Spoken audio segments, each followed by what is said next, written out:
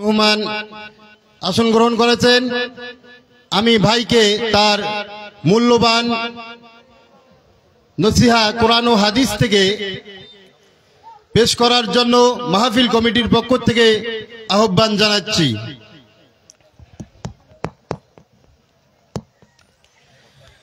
আসসালামু আলাইকুম ওয়া রাহমাতুল্লাহি ওয়া বারাকাতুহু। আপনারা কেমন আছেন? আলহামদুলিল্লাহ। শারীরিকভাবে ভালো থাকলেও মানসিকভাবে ভালো নাই, কারণ আজকে কোরআনের জন্য আপনারা 500 টাকা 1000 টাকা দিতে কুণ্ঠিত বোধ করছেন, অথচ আপনারা হয়তো জানেন না আপনার পার্শ্ববর্তী দেশ, আমার দেশ, তামাম পৃথিবীবাসী যাকে ভারতবর্ষ নামে চেনে,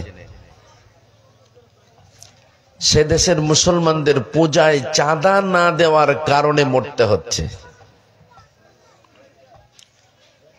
আমার কোন মুসলমান ভাইকে যদি পূজায় চাঁদা না দেওয়ার জন্য মারে, তাহলে কি মন মানসিকতা ঠিক থাকে? থাকার কথা নয়। সুতরাং মন মানসিকতা এমন একটা পর্যায়ে, আমি খুব সুন্দরভাবে আপনাদের কাছে কোরআন থেকে কথা বলবো, সেরকম চাহিদা আমার নেই, তারপরেও আপনারা দোয়া করুন, আল্লাহ চাইলে কিছু তথ্য শোনাবো ইনশাআল্লাহ। গত কয়েকদিন আগে, এত সবেমাত্র নভেম্বরের, আজকে কত তারিখ? 14 তারিখ না? নভেম্বরের 2 তারিখ, এখান থেকে খুব বেশি দূর রাস্তাও নয়, আমার শিলিগুড়ি জেলায় ঘরের বাইরে মোহাম্মদ জহুর নামের এক চাচা, 55 ইয়ার্স, 55 বছর বয়স, বাইরে বসে আছেন। আর 10 জন যুবক তার কাছে যেয়ে বললেন, আমাদের পূজার চাঁদা দেন 500 টাকা। হাজার হলেও সে তো মুমিন, তার জানা আছে পূজায় চাঁদা দেওয়া মানে মুশরিককে সাহায্য করা, মানে শিরিক কাজে সহযোগিতা করা, মানে সেও শিরিকে অংশগ্রহণ করলো। সে বলল বিনম্র ভাষায় যে, দেখো, পূজায় সাহায্য সহযোগিতা করা আমাদের ধর্মে নিষিদ্ধ, সুতরাং আমি দিতে পারবো না। জাস্ট এই কথা বলার অপরাধে মালাউনের বাচ্চারা নিষ্ঠুরের মতো তাকে পিটাতে পিটাতে স্পটেই ধুলোয় শুইয়ে দিয়েছে। তারা মনে মনে ভাবলো সে শেষ। পরিবারের লোকজন তাকে কোন ক্রমে নিয়ে হসপিটালে নিয়ে গেল। হসপিটালে নিয়ে যাওয়ার সঙ্গে সঙ্গে ডক্টরেরা দেখে বললেন, এ তো অলরেডি ডেড। ইন্না লিল্লাহি ওয়া ইন্না ইলাইহি রাজিউন। আমার মুসলমান ভাইরা, আলহামদুলিল্লাহ, সুম্মা আলহামদুলিল্লাহ, আপনারা এমন একটা জমিন পেয়েছেন। আমি বাংলাদেশের জমিনে যত সময় থাকি আমার কলিজাটা ভরে যায়। যখন কোন নামাজের ওয়াক্ত হয়, চতুর্দিক থেকে আজান ধ্বনি যখন আমার কর্ণগোচর করে, অটোমেটিক্যালি অন্তরে শিহরণ জাগে। এমন একটা উর্বর, এমন একটা উন্নত জায়গা পাওয়ার পরেও মাদ্রাসা মসজিদে আপনাদের দান করা দেখে আমার কষ্ট লাগছে। কোথায় নিয়ে যাব ভাই? আজ আছি, কাল থাকবো না। কাল থাকবো কিনা তার কোনো নিশ্চয়তা আমাদের কাছে নাই। সুতরাং মাত্র 500 টাকা করে এতগুলা মানুষ যদি আমরা দিয়ে থাকি, আলহামদুলিল্লাহ, এমন এতিমখানা একটা নয় 2-10টা চলবে ইনশাআল্লাহ। না, এভাবে কুণ্ঠিত বোধ করবেন না। অন্তত পক্ষে কোরআনের কারিগর গড়ার জন্যে আল্লাহ যদি তার পক্ষ থেকে আপনাদের ইনকামের রাস্তা মেরে দেয়, আপনি যাবেন কোথায়? আমার ভাইয়েরা, আমি দেখতে পাচ্ছি প্যান্ডেলের চতুর্দিকে হাজারের ঊর্ধ্বে মানুষ দাঁড়িয়ে আছে। আসলে কি প্যান্ডেলের ভিতরে জায়গা নাই? যদি জায়গা থাকে, আল্লাহ রাব্বুল আলামিন বলেন, ওয়া ইযা কুরিআল কুরআন ফাসতামিউ লাহু ওয়া আনসিতু লাআল্লাকুম তুরহামুন।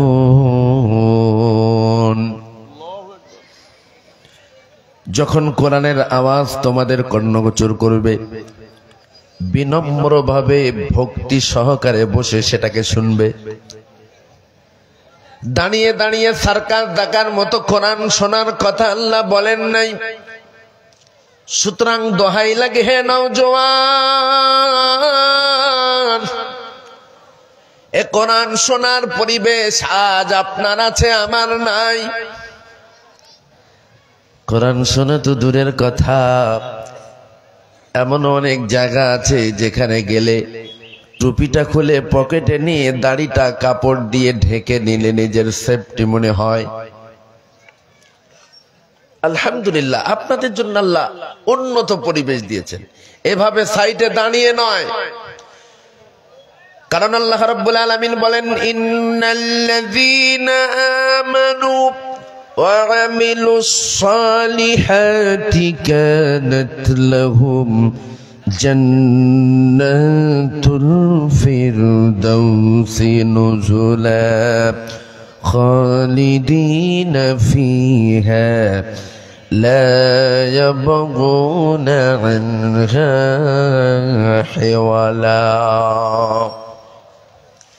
আচ্ছা, এট ফার্স্ট আমি জানতে চাই, আমরা যতগুলা মানুষ প্যান্ডেলের ভিতরে বলুন আর প্যান্ডেলের বাইরে বলুন দাঁড়িয়ে আছি, আমরা কি মোমেন না নন মোমেন? মোমেন না বেগয়ের মোমেন? এতে কোনো সন্দেহ আছে? যদি মোমেন হই তাহলে সাইডে দাঁড়িয়ে কেন ভাই? কারণ এটা আল্লাহর ওয়াদা, ইন্নাল্লাযীনা, নিশ্চয়ই যারা আমানু, ঈমান আনেন, ওয়া আমিলুস সালিহাত, অতঃপর নেক আমল করতে অভ্যস্ত হয়, কানাত লাহুম জান্নাতুল ফিরদাউসি নুজুলা, আল্লাহ রাব্বুল আলামিন তাদের জন্যই জান্নাতুল ফিরদাউস রিজার্ভ করে রেখেছেন। বলুন সুবহানাল্লাহ। এরপরে আসি, আমরা যে জায়গায় বর্তমানে বসে আছি, হাদিসের পরিভাষায় এই জায়গাটাকে কি বলা হয়? সন্দেহ আছে? কোনো সন্দেহ নেই তো? তাহলে মোমেন কি জান্নাতের বাগান ছেড়ে জান্নাতের সাইডে দাঁড়াতে পারে? উচ্চ আওয়াজে বলেন, পারে? এই প্যান্ডেলের বাইরে যে বা যারা দাঁড়িয়ে থাকবে তারা মোমেন নাকি অন্য কিছু, এরপর আপনারাই বিচার করুন, আমি বলবো না। প্লিজ ইমিডিয়েটলি পিছনে দাঁড়িয়ে থাকা যুবক বন্ধুরা, কাপড়ের যদি সমস্যাও থাকে নো প্রবলেম, কারণ আমরা এখন নামাজ পড়বো না, ঠিক কিনা? যদি কাপড়ের একটু সমস্যাও হয়ে থাকে, আজকাল ডিজিটাল যুগের যুবকেরা, এদের তো প্রস্রাব করার ধরনই আলাদা। এত টাইট প্যান্ট এরা পরে, রোডের সাইডে যখন প্রস্রাবের প্রয়োজন হয় বসতে গেলে তো প্যান্ট ভাঙবে না, হাঁটু ভাঙবে না, যার কারণে রোডের সাইডে দাঁড়িয়ে দাঁড়িয়ে এই চেনটা টেনে ছটছট করে ছেড়ে দেয়। অবশ্য বাংলাদেশের যুবকেরা না, আমার কলিকাতার যুবকেরা, বাংলাদেশের যুবকেরা বড় আল্লাহওয়ালা, এরা কোথায় পানি আছে দেখে শুনে তারপরে বসে, ঠিক কিনা? হ্যাঁ না, বাংলাদেশের যুবকেরা ওইভাবে দাঁড়িয়ে ছাড়ে। আস্তাগফিরুল্লাহ। আজ আছি কাল থাকবো না রে, যাব চলে আপন ঘর, কি খেয়েছি কোথায় আছি রাখবে না কেউ খোঁজ খবর।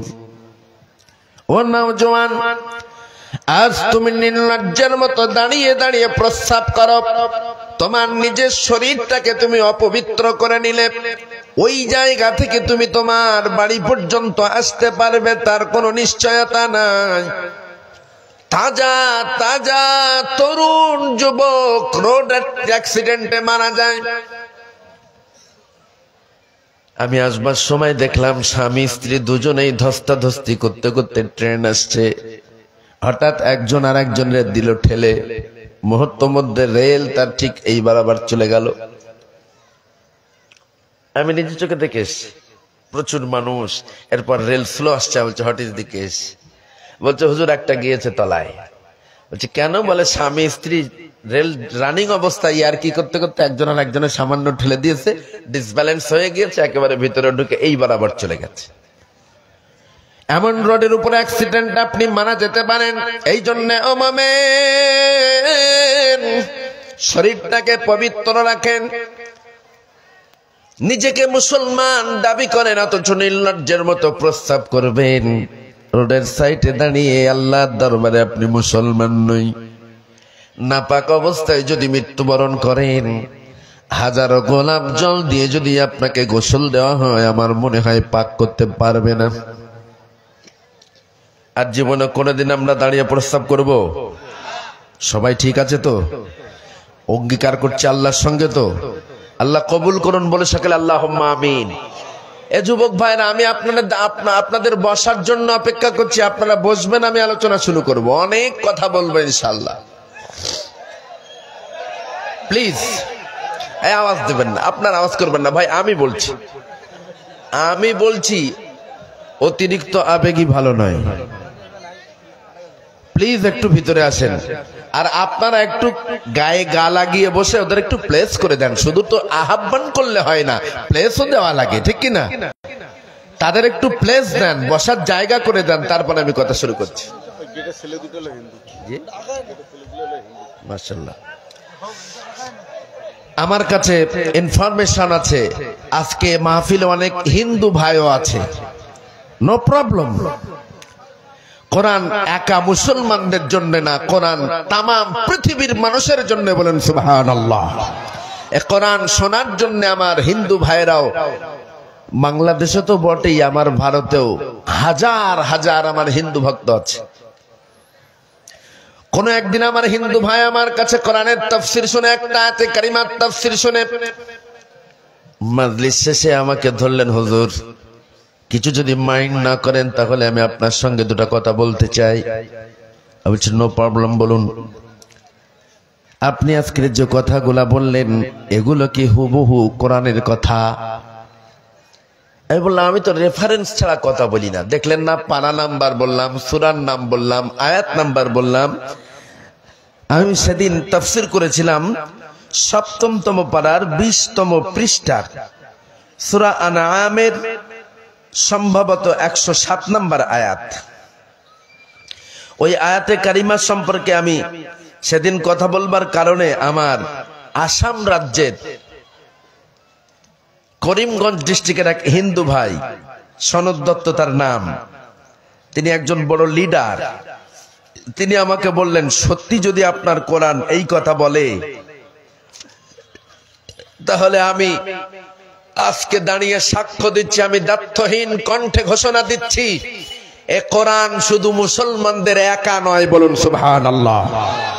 এই আয়াতে কারিমাটা ছিল এই রকম, ওয়ালা তাসুবুল্লাযীনা ইয়াদউনা মিন দুনিল্লাহ ফায়াসুবুল্লাহা আদওয়ান বিগাইরি ইলম কাযালিকা যায়্যানা لكل أمة عملهم ثم إلى ربهم مرجعهم فينبئهم بما كانوا يعملون। জোরে বলি আল্লাহু আকবার।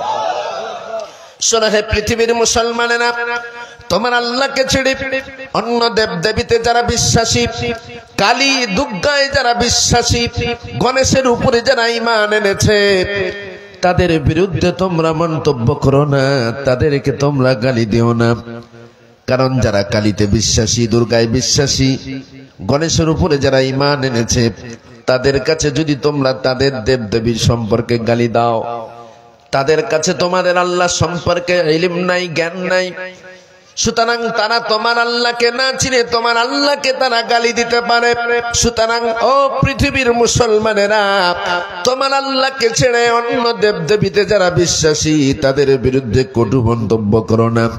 পরের অংশে আল্লাহ আরো বলছেন, কাযালিকা যায়্যানা লিকুল্লি উম্মাতিন আমালাহুম এজ এ মোমেন হিসাবে তোমার ধর্মীয় রীতিনীতি, আচার অনুষ্ঠান, কৃষ্টি কালচার তোমার কাছে যেমন ইম্পর্টেন্ট, আনন্দদায়ক, কোরআনের কথা শুনতে আমাদের যেমন ভালো লাগে, আমাদের নামাজের দৃশ্যগুলা আমাদের কাছে যেমন আনন্দদায়ক, ঈদ উদযাপন আমাদের কাছে যেমন ইম্পর্টেন্ট, নন মুসলিম যারা, হিন্দু যারা, বৌদ্ধ যারা, খ্রিস্টান যারা, তাদের ধর্মীয় আচার অনুষ্ঠানগুলাকে আল্লাহ রাব্বুল আলামিন তাদের কাছে ইম্পর্টেন্ট করে দিয়েছেন, আনন্দদায়ক করে দিয়েছেন। কাজেই না না না, তাদের ধর্মীয় কালচারকে তোমরা গালি দিও না, বাজে বলো না, ক্রিটিসাইজ করো না। এ শিক্ষা আমাদেরকে কে দিয়েছেন? উচ্চ আওয়াজ করে বলুন, আরো উচ্চ আওয়াজে বলুন। সুতরাং প্রিয় ভাইয়েরা আমার, হয়তো আপনার কানে আওয়াজ আসবে পার্শ্ববর্তী দেশ ভারতবর্ষে মুসলমানদেরকে ধরে জোরপূর্বক জয় শ্রীরাম বলানো হচ্ছে। জয় শ্রীরাম বল, জয় শ্রীরাম বল। জয় শ্রীরাম না বলার কারণে নিরীহ নিষ্পাপ মুসলমানদেরকে পিটিয়ে মারছে, এমনও দৃষ্টান্তের অভাব নাই। ইভেন অন্ধ চাচাকেও তারা ছাড়ল না। চোখে দেখে না অন্ধ মানুষ, চোখওয়ালা বিবিকে নিয়ে ভিক্ষা করতে করতে কোন হিন্দু পল্লীতে ঢুকে গেছে। 4-5টা যুবক, সান্ডাল যুবক তার কাছে এসে বলছে জয় শ্রীরাম বল। এ অন্ধ হলেও তার ঈমান আছে না নাই? অন্ধ মানুষ, তারপরেও তিনি ঈমান এনেছেন আল্লাহর উপরে। বিনম্র ভাবে বলে, বাবা এটা আমাদের বলতে নাই।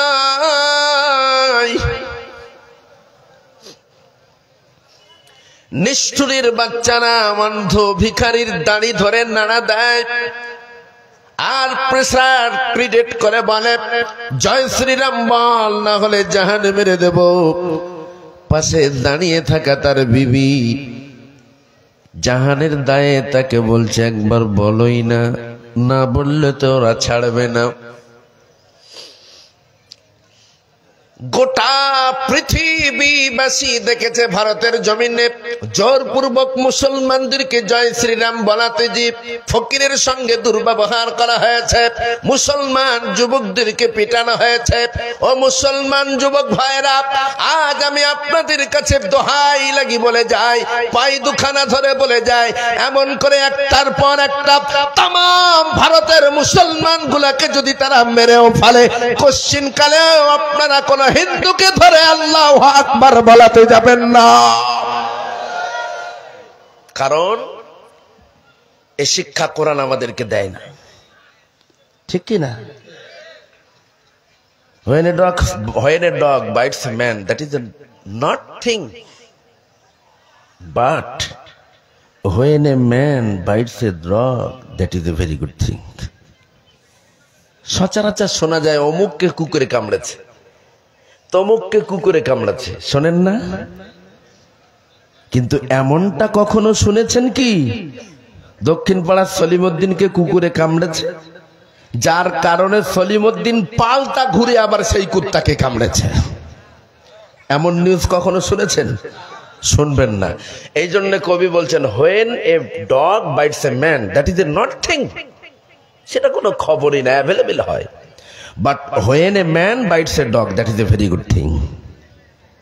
যদি কখনো এমনটা শোনেন একটা মানুষ কুত্তাকে কামড়াচ্ছে, সেটা ভেরি ইম্পর্টেন্ট খবর হয়ে যাবে। মুসলমান ভাইয়েরা আমার, হে বাংলার দামাল যুবকেরা, হে নওজওয়ান, দিস ইজ মাই চ্যালেঞ্জ। রাসূলের আদর্শ মাপে যদি আপনি দুনিয়াদারি করেন, কোরআনের আইন অনুসারে যদি আপনি দুনিয়াদারি করেন, আল্লাহর কসম, আল্লাহর কসম, আপনার ডাইনে বামে সম্মুখে পিছনে থাকা হিন্দু ভাইরা তারা নিজের থেকেই বলবে ইসলাম ইজ দ্য বেস্ট, ইসলাম হচ্ছে শ্রেষ্ঠ ধর্ম। সুতরাং না না না, জেনে বুঝেও শ্রেষ্ঠটাকে অবজ্ঞা করা নয়। আজ থেকে আমিও কালিমা পড়ে নিলাম। কারণ তাদেরও তো বুদ্ধি বিবেক বিবেচনা আছে। তারা আমাদের মসজিদ ভাঙতে পারে, তারা আমার নবীকে গালি দিতে পারে, কিন্তু আমার কোরআন তাদেরকে গালি দিতে শেখায় না। আমার কোরআন তাদের মন্দির ভাঙতে আদেশ দেয় না। এই জন্যে তো আমরা কোনো মন্দির ভাঙি না। ভারতে মসজিদ ভেঙে মন্দির বানানো হয়, বাংলাদেশে কোনোদিন মন্দির ভেঙে মসজিদ বানানো হবে না ইনশাআল্লাহ। বরং আমি এটাও দেখেছি সোশ্যাল মিডিয়ায়, চলমান পরিস্থিতিতে হিন্দু ভাইদের অনুষ্ঠানকে পরিচালনা করার জন্য মুসলমানেরা সিকিউরিটি হিসেবে দাঁড়িয়ে গেছে, মন্দিরকে পাহারা দিচ্ছে। অথচ আমার দেশের এমন কিছু নির্লজ্জ সাংবাদিক আছে যারা জোর গলায় বলছে বাংলাদেশের রংপুরে হিন্দু কতল চলছে, বাংলাদেশে মন্দিরে আগুন জ্বলছে। এন্টার বাংলার 57টা জেলায় অধবের কদম পড়ে গেছে। সেই সূত্রে তামাম বাংলাদেশে আমার চেন সামান্য হলেও আছে। প্রতিনিয়ত আমি খবর নিতাম, ভাই সত্যি কি বাংলাদেশে হিন্দু ভাইরা অত্যাচারিত, সত্যি কি বাংলাদেশে মন্দির ভাঙা হচ্ছে? এভাবে আমি নিউজ নেই চতুর্দিক থেকে বাংলাদেশে, প্রতিনিয়ত আপডেট নেই। সব জায়গা থেকে একই রিপোর্ট আসেন না। বাংলাদেশের হিন্দুরা বাংলাদেশি মুসলমানদের জন্য আমানত। আজ হোক কাল হোক, আমি নিশ্চিত আমি আবুল কালাম আজাদ, আমার পূর্বপুরুষ, আমার থেকে আমার 5 পুরুষের ঊর্ধ্বে আর মুসলমান খুঁজে পাইনি। ক পুরুষ বললাম? 5 পুরুষ। আমার বাবার নাম মরহুম মোবারক, তার বাবা অর্থাৎ আমার দাদুর নাম মরহুম অসীমউদ্দিন আহমদ, তার বাবার নাম মরহুম বশিরউদ্দিন আহমেদ, তার বাবার নাম মরহুম তসিরউদ্দিন আহমেদ। এবার তার বাবার নামে যখন গেলাম, আমার দাদুর কাছে আমি সংগ্রহ করেছি। আমার দাদু 102 বছর হাত পেয়েছিলেন। আমার দাদু বললেন, আমার পদ্দাদুর নাম ছিলেন পনেল মন্ডল, পনেল, PONEL, পনেল। এর নামটা কি আদৌ মুসলমান মতো মনে হচ্ছে? আমি দাদুকে জিজ্ঞাসা করলাম, আচ্ছা দাদু, ওই ব্যক্তি কি মুসলমান ছিল? দাদু বললেন, তা বলতে পারবো না, তবে আমার ধারণা খাজা আজমিরওয়ালা ভারতে আগমন করেছিলেন যখন, তার বাণী শোনার পরে হয়তো তিনি ইসলাম পেয়েছিলেন। সুবহানাল্লাহ। সুতরাং আমরা হিন্দুস্তানে বলুন আর ভারত বাংলাদেশে বলুন, যত মানুষ আমরা আছি আজকে, আমরা যারা মুসলমান, আমরা তো সবাই কনভার্টেড, আমরা তো সবাই কনভার্টেড মুসলমান। কেউ তো আমরা আদি মুসলমান নয়। আপনি বাংলাদেশে শেখ পাবেন, সৈয়দ পাবেন, মোগল পাবেন। ওই শেখের বাচ্চাদের বংশ পরিচয় নেন তো, ক বংশের পরিচয় দিতে পারে দেখি? বাংলাদেশে যারা মোল্লার বেটা আছে, জিজ্ঞাসা করেন তুমি তোমার কত পুরুষ মোল্লা? 3 পুরুষ যাওয়ার পরে সে আর তার কারণ নাম বলতে পারবে না। এ দ্বারা প্রমাণিত হয় আমাদের শেখ, সৈয়দ, পাঠান, মোগল যারাই আমরা আছি, এগুলা সব আমাদের কেনা, সব আমরা কনভার্টেড মুসলমান। হে মুসলিম নওজোয়ান, এটা আমার চ্যালেঞ্জ। রাসূলের আদর্শের মাপকাঠি অনুযায়ী আপনি চলুন, কোরআনের আইন অনুযায়ী আপনি চলুন।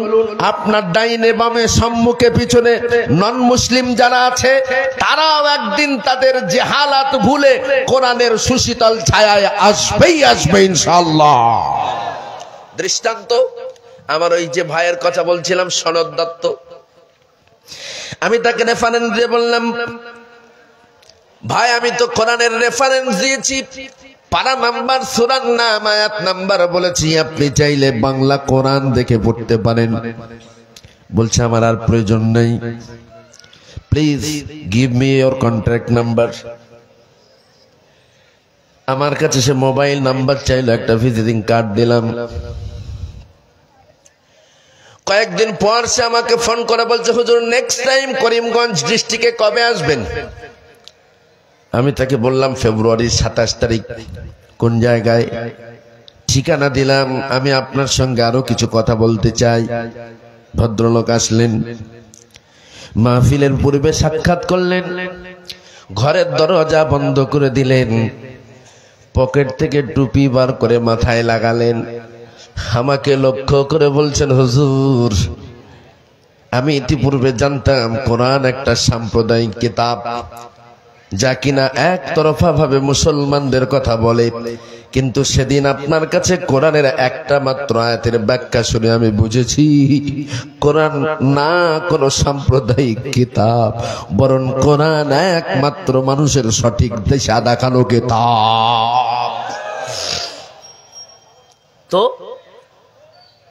বলছে আমি সিদ্ধান্ত নিয়েই ফেলেছি, আমি অলরেডি গোসল করে চলে এসেছি, উজু করেছি, পবিত্রতা অর্জন করেছি, প্লিজ আমাকে কালিমা পড়িয়ে মুসলমান বানিয়ে দিন। আমার চোখের কোণে পানি এসে গেল, ডুকরে ডুকরে কাঁদলাম। আমার ছোট্ট ভাই কোরআনের হাফেজ জোনায়েদকে যেদিন নির্মম ভাবে ট্রেনের ভিতরে চাকু দিয়ে খুঁচিয়ে খুঁচিয়ে মারা হলো, তার কয়েকদিন পরে আমার ভাই সনদ দত্ত আমার হাতে হাত রেখে ইসলাম কবুল করলেন। তার নিজের ভুল নিজেই ভেঙে দিল। অতঃপর ইসলাম কবুল করবার পরে আমাকে বললেন, বাড়িতে তো আমি ইচ্ছা মতো ইসলামিক কালচার, ইসলামী রীতিনীতি যথাযথ পালন করতে পারবো না, প্লিজ আপনি আমাকে কলিকাতার দিকে কয়েকদিনের জন্য রাখেন। 2 কোটি টাকার সম্পদের মালিক সে, বাবার একমাত্র সন্তান, আর তার কোনো ভাই নাই, 2 কোটি সম্পদের মালিক। আমি বলছি এতটা আপনারা এতটা প্রপার্টি আছে, এগুলা কি হবে? বলছে আমার কিচ্ছু প্রয়োজন নাই, আমি আল্লাহর দয়ার জান্নাতের বিনিময়ে সব ছাড়তে রাজি আছি, তবু আল্লাহর জান্নাতের আশা ছাড়তে রাজি নয়। বলুন সুবহানাল্লাহ। সুতরাং প্রিয় ভাইরা, আজ মোমেন হিসাবে, মুসলমান হিসাবে আমাদের নিজেদের পরিচয় দিতে আমাদের ঘৃণা লাগে, লজ্জা লাগে। নিজেদেরকে দাবি করি মুসলমান, অথচ নির্লজ্জের মতো মদ খেয়ে টলতে টলতে রাস্তায় হাঁটে। এমন মুসলমান অবশ্য বাংলাদেশে নেই। নিজেদেরকে দাবি করি মুসলমান, অথচ মসজিদে আজান হচ্ছে, মসজিদে ঢোকে না, কানের ভিতরে হেডফোন গুঁজে গান শুনতে শুনতে চলে যাচ্ছে। নিজেদের দাবি করি মুসলমান, অথচ মসজিদে নামাজের থেকে বার হওয়ার পরেই সুদের টাকা, ঘুষের টাকা পকেটে ঢুকায়। নামাজের ফার্স্ট কাতারে, নামাজের সময় ফার্স্ট কাতারে আবার ঘুষের টাকা নেওয়ার ব্যাপারেও প্রকাশ্যে। মসজিদে যদি কেউ ঘুষের টাকা নিয়ে দেয়, বলে এখন নামাজ এসছে, বুঝছো না, এখন দিচ্ছ কেন, পড়ে দিও। নামাজ আদায় করবার পূর্বে উজু করা আমাদের জন্য শর্ত, এটা আমরা সকলেই জানি, আমাদের কারো অজানা নাই। বাউযু আমরা কেউ মসজিদে ঢুকি না, ঠিক কিনা? ইভেন কোন একটা ব্যক্তির যদি একটা লোমের জায়গা শুকনো থাকে, কারণ নজরে পড়ে, আমরা ফতোয়া দিই, উজু হয়নি, যা তোর উজু হয়নি, ভিজে আছে, ভিজে নি, জায়গা ভিজে নি, ভালো করে ভিজে ধুইয়া, উজু হয়নি, নামাজ হবে না। টুপি ছাড়া মসজিদে গেলে ফতোয়া দেওয়ার মানুষের অভাব নাই। পরীক্ষার জন্য আপনি আগামীকালকে টুপি ছাড়া মসজিদে যান, যত সময় মাথায় টুপি না লাগাবেন তত সময় আপনাকে ইঙ্গিত করবে। আপনি তার ইঙ্গিতে সাড়া দিলেন না, ইচ্ছাকৃত বসে থাকেন, আবার অন্য সাইড থেকে একজন বলবে, হেলমেট কই? বলুন তো, টুপি মাথায় দেওয়া ফরজ নাকি ওয়াজিব? হ্যাঁ মিয়া, জেনে শুনে বলেন, না জেনে বলবেন কেন? টুপি মাথায় দেওয়া ফরজ নাকি ওয়াজিব? সুন্নাত। না দিলে গোনা হবে? টুপি মাথায় না দিলে কোনো গোনা নাই, তবে দিলে নাকি হবে? টুপি ছাড়া নামাজ হবে কি হবে না? নিশ্চিত হবে। টুপি মাথায় দিলেন না, মসজিদে গেলেন, ফতোয়া দেওয়ার মানুষের অভাব নাই। ওই আপনি পরের দিন আপনার সুন্দরী বিবিকে অর্ধনগ্ন অবস্থায় বাইকের পিছনে নিয়ে রোডের উপর দিয়ে চলে যান, প্রতিবাদ করবার কোন মানুষ সমাজে নেই। কারণ বরং মজা নেওয়ার লোক আছে। অমুকের বউ দেখতে তো একেবারে দারুণ নায়িকার মতো, একদম হেভি দেখতে, এভাবে মজা নেবে, তবুও বলবে না এ মিয়া তুমি তোমার বউকে বেপর্দায় রোডের উপরে নিয়ে যাচ্ছ, তুমি জানো না বউকে বেপর্দায় নিয়ে যাওয়া হারাম। হে মুসলমান নওজওয়ান, তোমার সুন্দরী বউয়ের রূপ যৌবন লোককে দেখিয়ে আনন্দিত হয় না, কারণ তোমার সুন্দরী বউয়ের রূপ যৌবন দেখবার পরে সমাজের মানুষ যত বলবে দারুণ, তত তোমার জন্যে জান্নাতে যাওয়াটা হয়ে যাবে তত রূপ করুন। আদ-দাইয়ুস লা ইয়াদখুলুল জান্নাহ, দাইয়ুস কখনো জান্নাতের ভিতর প্রবেশ করবে না। সাহাবায়ে কেরামরা জিজ্ঞাসা করলেন, ইয়া রাসূলুল্লাহ, দাইয়ুস কারা? বলে যে সমস্ত পুরুষের অধীনস্থে নারীরা বেপর্দায় ঘোরে তারাই দাইয়ুস। নারীরা বেপর্দায় ঘোরে অথচ বাড়ির পুরুষেরা কোনো প্রতিবাদ করতে পারে না, করেন না, ওই ব্যক্তিগুলোকে দাইয়ুস বলা হয়। রাসূল বলেন দাইয়ুস লা ইয়াদখুলুল জান্নাত, দাইয়ুস কোশ্চিন কালেও জান্নাতের ভিতরে যাবে না। ও মুসলমান ভাইরা, আজ আমার সমাজে নামাজির কোনো অভাব নাই, মসজিদে যাবেন একেবারে কানাই কানাই মুসল্লি, চতুর্দিকে তাকাবেন কি দামি সুন্দর সুন্দর ড্রেস পরে মুসল্লিরা সবাই বসে আছে। উজু ছাড়া একটা মানুষও মসজিদে যায় না।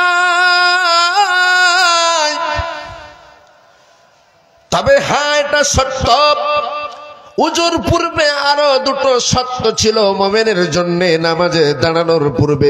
পারা নাম্বার 2, পৃষ্ঠা নাম্বার 4, সূরার নাম সূরা বাকারা, আয়াত নাম্বার 172। স্পষ্ট আল্লাহ বলেন, ইয়া আইয়ুহাল্লাযীনা আমানু কুলু মিন তাইয়্যিবাতি মা রাযাকনাকুম واشكروا لله إن كنتم إياه تعبدون।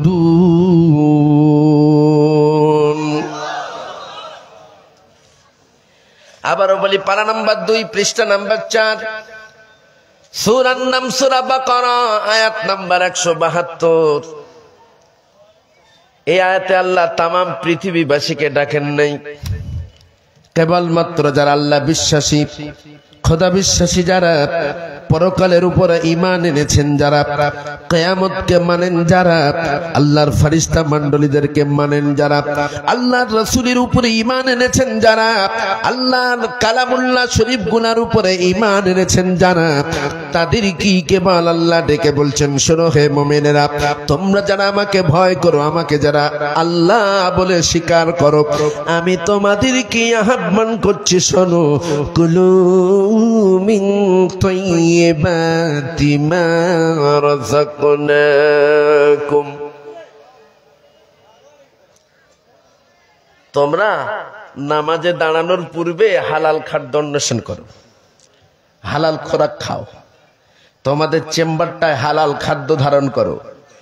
ওয়াশকুরু লিল্লাহ, আমার শুকরিয়া জ্ঞাপন করো না, শুকরিয়া করো না। ইন কুনতুম ইয়্যাহু তা'বুদুন, তারপরে আমাকে সিজদা দিয়ে একবার আল্লাহ বলে ডাকো, বান্দা কি চাও বান্দা বলে আমি তোমার ডাকে সাড়া দিতে রেডি আছি, বলুন সুবহানাল্লাহ। কিন্তু দুর্ভাগ্য, আমরা নামাজও পড়ি, হারামও খাই, পেটের ভিতরে হারাম খাদ্য ধারণ করি। সাধারণ মানুষ তো দূরের কথা, সমাজের মৌলবীরাও একটু বাদ বিচার করে খায় না। আয়াতে কারিমার সঙ্গে সামঞ্জস্য রেখে ছোট্ট একটা হাদিসে নববী আমি আপনাদের সম্মুখে পাঠ করব। সামান্য কিছু সময় হাদিস এবং এই আয়াতে কারিমার উপরে আলোচনা করে বিদায় নেব। 12টার পরে কথা বলি না, বলাটা ঠিকও নয়। عن أبي هريرة رضي الله تعالى عنه قال قال رسول الله صلى الله عليه وسلم ইন্নাল্লাহা তাইয়্যিবুন লা ইয়াকবালু ইল্লা তাইয়্যিবা ওয়া আন্নাল্লাহা আমারাল মুমিনিনা বিমা আমরা বিহিল মুরসালিন সুম্মা যাকারার রাজুলা ইউতিলুস সাফার আশআসা আগবারা ইয়ামুদ্দু ইয়াদাইহি ইলাস সামাই ইয়া রাব্বি ওয়া মাত'আমুহু হারামুন ওয়া মাশরাবুহু হারামুন ওয়া মালবাসুহু হারামুন وغذي بالحرام فأنى يستجاب لذلك সহিহ বুখারী আবু হুরায়রা রাদিয়াল্লাহু তাআলা আনহু হইতে বর্ণিত বিশ্ব নবী বলছেন ইন্নাল্লাহা নিশ্চয় আল্লাহ তাইয়্যিবুন পবিত্র লা ইয়াকবালু ইল্লা তাইয়্যিবা এইগুলো কোথায় যায় এভাবে ওটাউটি করবেন না যদি প্রস্রাবের প্রয়োজন হয় দাঁড়িয়ে আঙ্গুল দেখাতে হবে পায়খানার প্রয়োজন হলে দাঁড়িয়ে দুইটা আঙ্গুল দেখাতে হবে বিড়ি খাওয়ার প্রয়োজন হলে দাঁড়িয়ে তিনটা আঙ্গুল দেখাতে হবে ছুটি সর্বব্যাপারেই আছে যদি বিড়ি খান ওটা তিনটা আঙ্গুল দেখাবেন ছুটি আছে কারণ যারা ওটা খায় আমি জানি একঘেয়ে অনেক সময় বসে থাকতে পারে না আল্লাহর নবী বলেন ইন্নাল্লাহা তাইয়্যিবুন লা ইয়াকবালু ইল্লা তাইয়্যিবা নিশ্চয় আমার আল্লাহ পবিত্র সুতরাং তিনি পবিত্র ছাড়া কিছুই গ্রহণ করেন না এখন সম্মুখে যা আসবে তাই খাবেন আবার নামাজের ফার্স্ট কাতারেও দাঁড়াবেন নামাজের ভিতরে আপনি দাঁড়িয়ে দাঁড়িয়ে বলবেন ইয়্যাকা না'বুদু ওয়া ইয়্যাকা নাস্তাঈন আল্লাহ বলবে তুমি মিথ্যা কথা বলছো বাটা জম্মের খাওয়া খেয়েছো সুদ পেটের ভিতরে হারাম খাদ্য ধারণ করে আমার কাছে বলছো আল্লাহ তোমার বন্দেগী করি তোমার কাছেই সাহায্য চাই আল্লাহর নবী বলেন সুম্মা যাকারার রাজুলা ইউতিলুস সাফার যদি কোনো ব্যক্তি বিন্দু পরিমাণ হারাম খেয়েই ফেলে তার পরিণতি কি আপনাদের বিবেকের আয়নায় কথাগুলোকে ছেড়ে দেওয়ার জন্য আমি অনুরোধ করছি বিবেকের আয়নায় এই কথাগুলোকে যদি আপনি ছেড়ে দেন তাহলে আপনি কোন কোয়ালিটির মুমিন অথবা আদেও আপনার ভিতরে আমার ভিতরে ঈমান আছে না নাই কোন কোয়ালিটির মুসলমান আপনি অথবা আমি আদেও মুসলমান কিনা তাহলেই আমরা নিজেরা যাচাই বাছাই করতে পারবো সুম্মা যাকারার রাজুলা ইউতিলুস সাফর আল্লাহর নবী বলছেন সাপোজ কোন ব্যক্তি সামান্য পরিমাণ হারাম খাদ্য খেয়ে ফেলেছে পেটে ধারণ করে ফেলেছে পরিণতি কি এই লালমনিরহাট থেকে লম্বা সফর করে আপনি কাবা বাইতুল্লাহ চলে যাবেন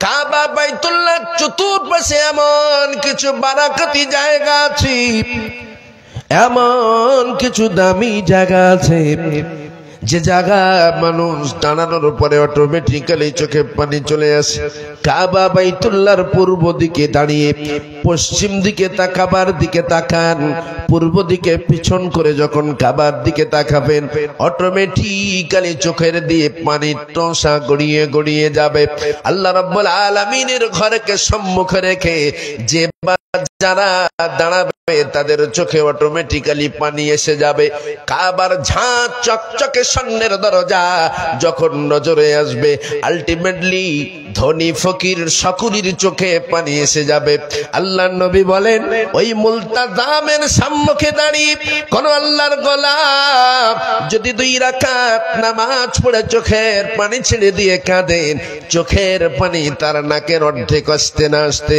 জিন্দেগীর গুনাহগুলো আল্লাহ মাফ করে দেন বলুন সুবহানাল্লাহ এই মুলতাজাম থেকে একটুখানি লেফটে আপনি তাকিয়ে দেখেন সুন্দর গোলাকার একটা ঘর আছে কাঁচ দিয়ে ঘেরা যে ঘরের ভিতরে 2টা পদচ্ছাপ আছে কথিত আছে ওই পদচ্ছাপ দুটি নবী ইব্রাহিম আলাইহিস সালাতু ওয়াস সালামের আর ওই পাথরটা হলো জান্নাতি এক পাথর কাবা সংস্কার কালে ইব্রাহিম নবীকে হেল্প করবার জন্য আল্লাহ রাব্বুল আলামিন জান্নাত থেকে ওই পাথর দুটো দিয়েছিলেন। কারণ যখন ইব্রাহিম কাবা সংস্কার করেন তখন তো কোনো বাঁশ মাসালি কাঠালি সেখানে ছিল না, লাগালের বাইরে যখন চলে গিয়েছে আল্লাহকে লক্ষ্য করে ইব্রাহিম বলে, আল্লাহ আমার তো আর হাত যায় না, এখন উপরটা সংস্কার করব কিভাবে? আল্লাহ বলে থামো, ব্যবস্থা আমি করছি। ওই পাথর দুটা পাঠিয়ে দিলেন, ইব্রাহিম তুমি এই পাথরের উপরে দাঁড়াও, যে জায়গায় তোমার ভাড়ার প্রয়োজন আছে, যেখানে দাঁড়িয়ে কাজ করবার প্রয়োজন আছে, অটোমেটিক্যালি এই পাথর সেই জায়গায় তোমাকে নিয়ে চলে যাবে। বলুন সুবহানাল্লাহ। যার কারণে আমি তার নাম দিয়েছি দি লিফট স্টোন। লিফটের ভূমিকায় যে পাথর কাবা সংস্কারের কাজে ব্যবহার হয়েছে তাকে লিফট পাথর বলা হয়। ওই মাকাম ইব্রাহিমের পাশে দাঁড়িয়ে কোন আল্লাহর বান্দা যদি 2 রাকাত নামাজ পড়ে চোখের পানি ছেড়ে দিয়ে কাঁদে, হাজরে আসাদকে সম্মুখ রেখে কোন ব্যক্তি যদি 2 রাকাত নামাজ পড়ে চোখের পানি ছেড়ে দিয়ে কাঁদেন, কাবার উত্তর পাশে চলে দেন, হাতিমের ভিতরে যদি 2 রাকাত নামাজ পড়ে চোখের পানি ছেড়ে দিয়ে কাঁদেন, মুলতাজাম মাকাম ইব্রাহিম, হাজরে আসমাত, হাতিব, মিজাবে রহমত, এই বিশেষ বিশেষ দামি জায়গাগুলোয় যদি 2 রাকাত করে নামাজ পড়ে চোখের পানি ছেড়ে দিয়ে কাঁদেন, রব্বুল আলামিন আল্লাহ আপনার চোখের পানি নাকের অর্ধেক আসতে না আসতে জিন্দেগির গুনাহগুলোকে মাফ করে দেবেন। জোরে বলুন সুবহানাল্লাহ। কিন্তু এই হাদিসটা ব্যতিক্রমী কথা বলছে। কেমন? আশআসা আকবার ইয়ামুদ্দু ইয়াদাইহি ইলাস সামা ইয়া রাব্বি ইয়া রাব্বি। পেটের ভিতরে সরিষা দানা পরিমাণ হারাম যদি আপনার থাকে, লালমনিরহাট থেকে লম্বা সফর করে আপনি কাবা বাইতুল্লাহ চলে যাবেন। কাবার চতুর্দিকে ঘুরে ঘুরে হাতগুলাকে আসমানের দিকে উঁচু করে করে বলবেন, হে আল্লাহ মাফ করে দাও, মাফ করে দাও। অথচ ওমাতামুহু হারামুন, আপনি যে খাদ্যটা খেয়েছেন সেটা ছিল হারাম। ওমাশরাবুহু হারামুন, আপনি যে পানিটা পান করেছেন সেটা ছিল হারাম। ওমালবাসুহু হারামুন, আপনি যে লেবাসটা পরিধান করেছেন সেটা ছিল হারামত্বই ক্রয় করা।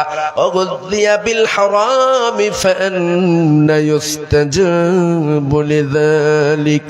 বলো তো যার স্ট্রাকচার হারাম সে যদি কাবা জড়িয়েও কাঁদে, আল্লাহ কি তার দোয়া কবুল করবে?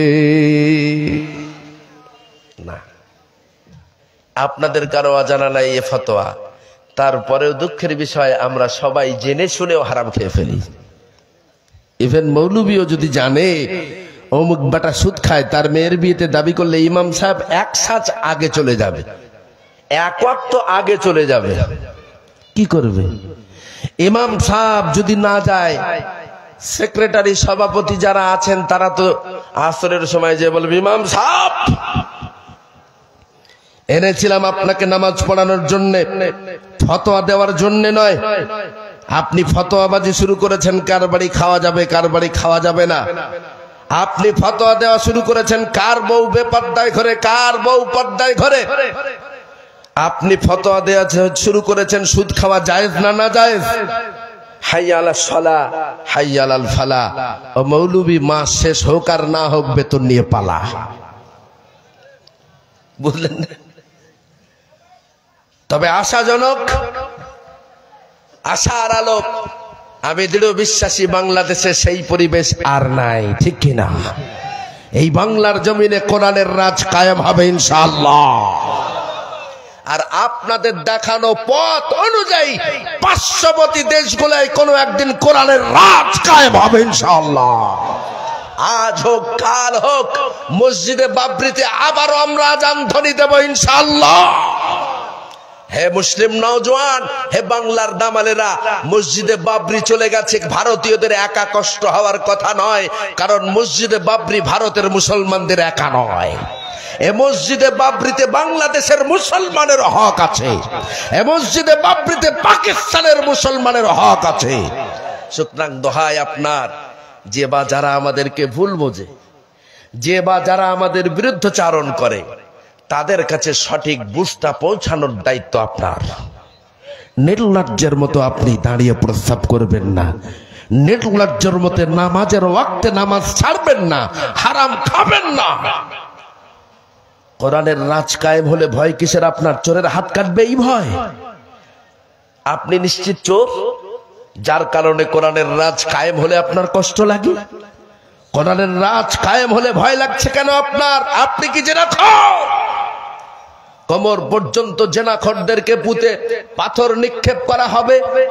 যদি কোরআনের রাজ কায়েম হয়, আল্লাহর কসম, আল্লাহর কসম, একজন হত্যাকারীকে যদি পাল্টা হত্যা করা হয়, হত্যা আস্তে আস্তে সমাজ থেকে টোটালি মুছে যাবে ইনশাআল্লাহ। খুবই কষ্টদায়ক, আপনার দুঃখ চেঁচিয়ায়। তবে আমার ধারণা, কোন বাচ্চা সে যতটাই বিকৃত মস্তিষ্কের হোক না কেন, তার মাকে কণ্ঠরোধ করে মারবে এটা ভাবাই যায় না। মায়ের কাছে 500 টাকা চেয়েছে, মা টাকা দেই নাই, এই জন্য মায়ের কণ্ঠরোধ করে সে মেরে মাকে আবার ডিপ ফ্রিজের ভিতরে ঢুকিয়ে দিয়েছে। গায়ের কম কোন হিন্দু ছেলে? আওয়াজ দিয়ে বলেন, কোন হিন্দু ছেলে? কেছে? মুসলমানের বেটা।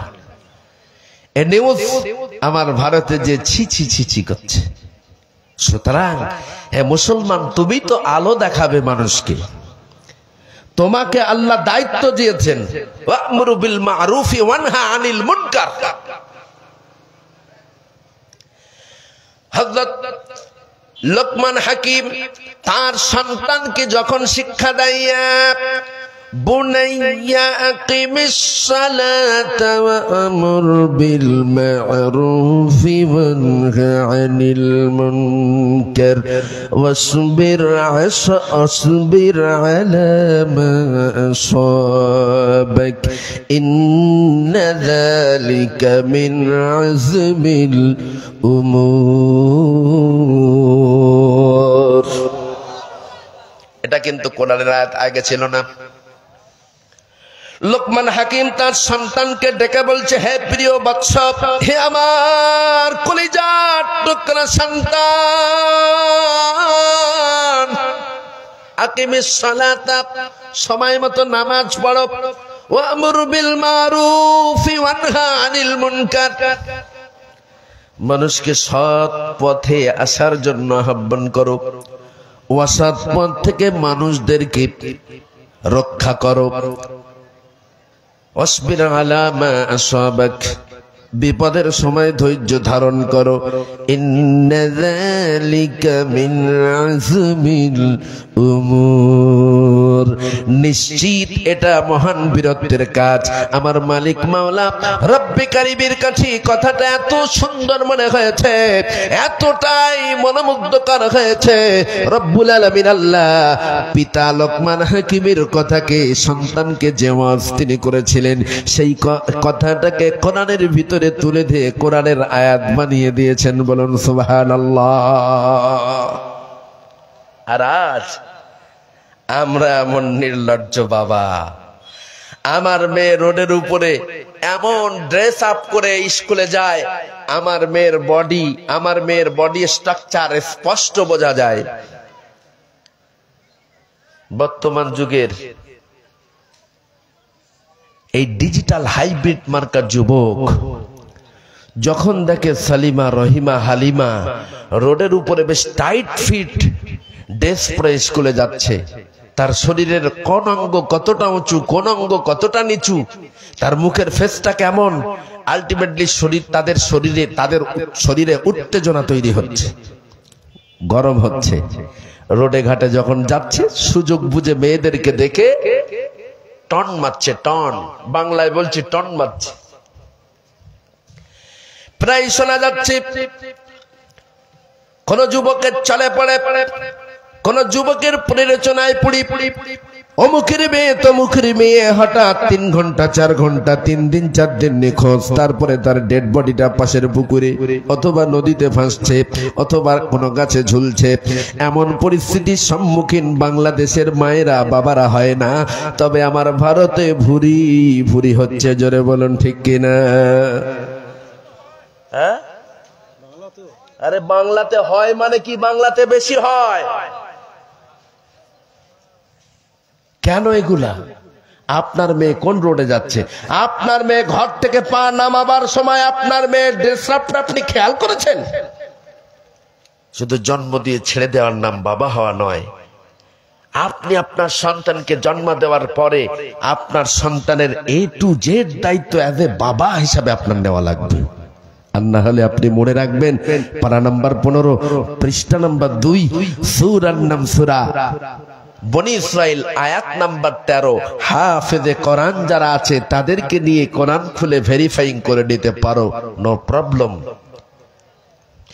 وكل إنسان ألزمناه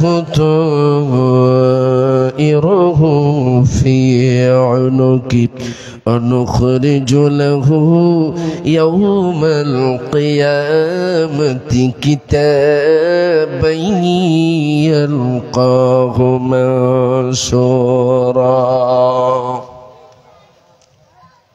গোপন করবেন, আপনি গোপন করবেন, আল্লাহ সব ওপেন করবেন। 15 নম্বর পারা 2 নম্বর পৃষ্ঠার সূরা বনি ইসরাইলের 13 নম্বর আয়াত স্পষ্ট আল্লাহ রাব্বুল আলামিন দাবি করেন, তাম পৃথিবীর মনুষ্য জাতির কণ্ঠনালীর কিনারে, ঘাড়ে গর্দানে গ্রীবা দেশে মোস্ট পাওয়ারফুল একটা করে সিসি ক্যামেরা আমি রব্বে কারীম লাগিয়ে রেখেছি। তার সাথে সাথে একটা করে মোস্ট পাওয়ারফুল মেমোরি আমি লাগিয়ে রেখেছি। ওই বান্দা কোন জায়গায় কতবার আমাকে সিজদা বলে, মাওলা বলে ডাক মেরেছে, হুবহু ভিডিও ফুটেজ সহ আমি সেগুলো রেকর্ড করে রেখেছি। ওই তরুণী কতটা যুবকের প্রলোভনে পড়ি, বাপের চোখে মায়ের চোখে ফাঁকি দি, কতবার রাতের অন্ধকারে ভিডিও কলে কলিং করে কথা বলেছে। সে তার অর্ধনগ্ন শরীরকে পরপুরুষকে কতবার দেখিয়েছে, হুবহু ডেট বাই ডেট সব তার কণ্ঠনালীর কিনারায় লিপিবদ্ধ করা আছে, রেকর্ড করা আছে। অনুখরিজু লাহু ইয়াউমাল কিয়ামাতি, যেগুলাকে ওপেন করে দেব কিয়ামতের দিন, কিতাবান ইয়ালকাহু মানশুরা, একেবারে কিতাব আকারে। যখন আমার মেয়ে আপনার মেয়ে সেদিন বলবে, হাই একদিন স্কুলে যাওয়ার সময় একজন যুবক আমার দিকে লোলুপ দৃষ্টিতে তাকিয়েছিল, যার কারণে আল্লাহ আমার আমলনামায় একটা কাবিরা গোনা দিয়েছেন। এমন করে স্কুলে যাওয়া আসার কালে প্রতিদিন 10টা 12টা করে যুবক আমার দিকে লোলুপ দৃষ্টিতে তাকাতো, কাজেই একা আমার আমলনামায় 10টা কাবিরা, এবং প্রত্যেকটা যুবক যারা আমাকে দেখেছিল তাদের প্রত্যেকের আমলনামায় একটা করে কবিরা। এমন করে 4 বছর স্কুলে যাওয়া আসার কারণে 1 থেকে 1.5 লক্ষ কবিরা গুনার মালকিন হয়ে গেছে। আল্লাহ বলে, বান্দি তোমার আমলনামায় যেহেতু 1.5 লক্ষ কবিরা গুনাহ চলে যাও জাহান্নামে, সেদিন আপনার ওই মেয়েটা ডাক মানে বলে, রব্বুল আলামিন আল্লাহ, আজ যদি আমাকে জাহান্নামে যেতে হয়, ডাকো আমার আব্বাকে, ডাকো, নাজআলহুমা তাহতা আকদামিনা লিয়াকুনা মিনাল আসফালিন। আবুল কালাম আজাদ নিজের কথা একটাও বলে না, কোরআন থেকে রেফারেন্স ছাড়া। পারা নাম্বার 24, পৃষ্ঠা নাম্বার 19, সূরার নাম সূরা হামিম, সিজদা, আয়াত নাম্বার 29। স্পষ্ট আল্লাহ রাব্বুল আলামিন বলছেন, সেদিন তারা ডাক মেরে বলবে, রব্বানা, আয় আমাদের আল্লাহ, আরিনাল্লাযাইনি আদাল্লানা মিনাল জিন্নি ওয়াল ইনস, দেখো আমাদের সেই সকল মানুষদেরকে যাদের দ্বারা আমরা দুনিয়াতে পরিচালিত হতাম, যাদের কারণে আমরা পথভ্রষ্ট হয়েছি। কেউ বা ডাকবে তার বাবাকে, জিন ডাকবে জিনেদের পরিচালকদেরকে, ইনসান অর্থাৎ মানুষেরা ডাকবে তাদের পরিচালকদেরকে। কেউ বা তার বাবাকে বাবা না থাকলে তার মাকে, মা বাবা কেউ না থাকলে বড় ভাইকে, কেউ বা থাকবে তার স্বামীকে। ও মালিক, আমার মনে পড়ে আমি যখন অর্ধনগ্ন অবস্থায় রোডে বেরিয়ে যেতাম, ঠোঁটে সুন্দর করে লিপস্টিক লাগিয়ে, মুখটাকে ভালো করে মেকআপ করে, মুখ ওপেন করে যখন রোডে চলে যেতাম, আমার নির্লজ্জ স্বামী কোনদিন আমাকে বাধা দিতেন না। আজ যদি আমাকে জাহান্নামে যাওয়া লাগে, নাজআলহুমা তাহতা আকদামিনা লিয়াকুনা মিনাল আসফালিন। ডাকো আমার বাবা কি, ডাকো আমার মা কি, ডাকো আমার স্বামী কি, ডাকো আমার বড় ভাই কি।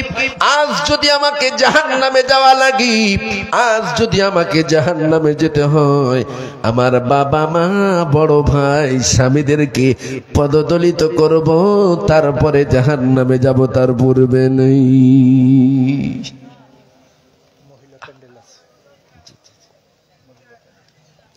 সুতরাং মায়েরা আমার, দোহাই লাগে আপনাদের কাছে,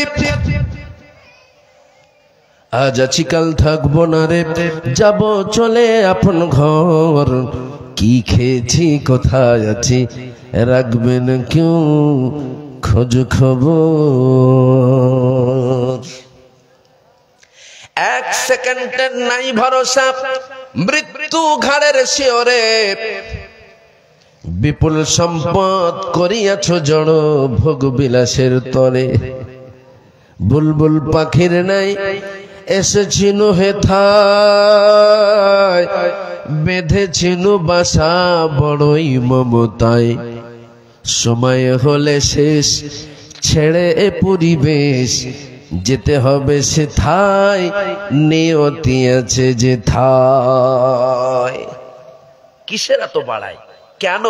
মোটা চালে মোটা ভাতে আল্লাহকে আল্লাহ বলে ডাকতে ডাকতে কবরে চলে যান। আপনি মরতে দেরি আছে। হে আল্লাহর মুজাহিদ, আপনার জন্য জান্নাতে বিছানা বিছাতে আল্লাহ দেরি করবে না। কিসের ভয়েতে কোরআনের রাজের এত ভয় পান? ডাইনে বামে সম্মুখে পেছনে নন মুসলিম আছে, হাতে গোনা কতজন। আর দিস ইজ মাই চ্যালেঞ্জ। হ্যাঁ, আমি আবুল কালাম আজাদ চ্যালেঞ্জ করে যাচ্ছি, আপনারা 15টা দিন, অনলি ফর 15টা দিন পার্টিকুলার এই আল্লাহর দেওয়া সংবিধান অনুযায়ী চলুন, রাসূলের আদর্শের মাপকাঠি অনুযায়ী চলুন।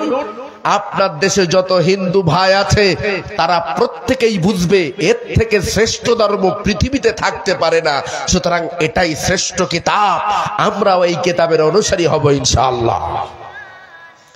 সুতরাং প্রিয় ভাইয়েরা আমার, দোহাই লাগি আপনাদের কাছে, আপনারা অন্তত পক্ষে ডাইনে বামে সম্মুখে পিছনে যেহেতু মুসলমান, আপনারা একটা পরিবেশ তৈরি করুন। কেমন? আমি আমার ছোট্ট একটা গ্রামের দায়িত্বে আছি।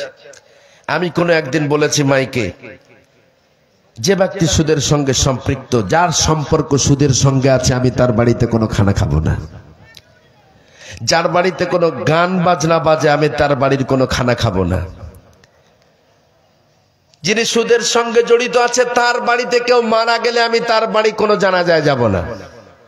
আমি একা নয়, এট ফার্স্ট আমি আমার কমিটিকে আগে ট্র্যাকেল করলাম, কমিটিয়ান সহ কিছু যুবককে ফিটিং করলাম, যে বা যারা মদ খায় প্রমাণিত হবে তার কোনো অনুষ্ঠানে গ্রামের কোনো মানুষ যাবে না। এভাবে আপনারাই একটা আইন তৈরি করুন, দেখবেন একটা গ্রাম ভালো হবে। একটা গ্রাম যখন ভালো হয়ে যাবে, পাশের গ্রামটা আপনার দেখে শিখবে। আপনাদের দুটো গ্রাম যখন ভালো হয়ে যাবে, একটা ইউনিয়ন ভালো হবে।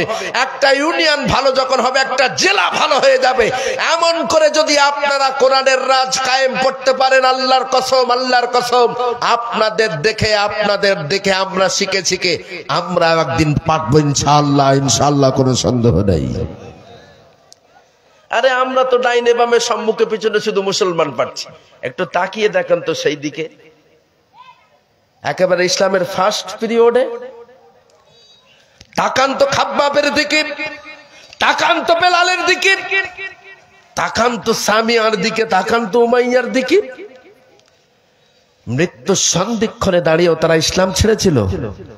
আওয়াজ দিয়ে বলুন, ছেড়েছিল? আহ, কি করুন, কি দৃশ্য! রাসূলুল্লাহ হিজরত করে মক্কা থেকে যখন মদিনায় চলে গেলেন, সুদীর্ঘ 6 বছর মদিনায় তিনি কাটালেন। রাসূলের নবুয়তের নিদর্শন মদিনার মানুষগুলো যখন দেখে বুঝতে পারলেন বেশাক মুহাম্মদুর রাসূলুল্লাহ আল্লাহর পয়গম্বর, মদিনার মানুষের ভিতরে নরমিয়াত ছিল, তারা সকলে আল্লাহর নবীর নবুয়তকে মেনে নিলেন। রাসূলের ডাইনে বামে সম্মুখে পিছনে দাঁড়ানোর মতো এখন অনেক মানুষ। হযরত ওমর ডাক দিয়ে বলেন, ইয়া রাসূলুল্লাহ, আমাদের জন্ম ভিটা মক্কায়, আমরা কি আর ফেরত যেতে পারবো না? আল্লাহর ঘর কাবা বাইতুল্লাহ কি আমরা আর তওয়াফ করতে পারবো না? রাসূলের চোখে পানি এসে গেল। ওমর, আমারও তো একই প্রশ্ন তোমাদের কাছে, তোমরা কি আমাকে নিয়ে আল্লাহর ঘর কাবা বাইতুল্লাহর তওয়াফ করিয়ে দিতে পারবে না? হযরত ওমর নাঙ্গা তরোয়ার নিয়ে বলেন, ইয়া রাসূলুল্লাহ, আমি আপনার সম্মুখে যাব, আপনি আমার পিছনে পিছনে যাবেন। সামনে কাফের যত পাবো সব কেটে টুকরা টুকরা করে দেব। বিশ্বনবী একটাই কথা বললেন, ওমর, আল্লাহ রাব্বুল আলামিন মুহাম্মদুর রাসূলুল্লাহকে রাহমাতাল লিল আলামিন উপাধি দিয়ে পাঠিয়েছে।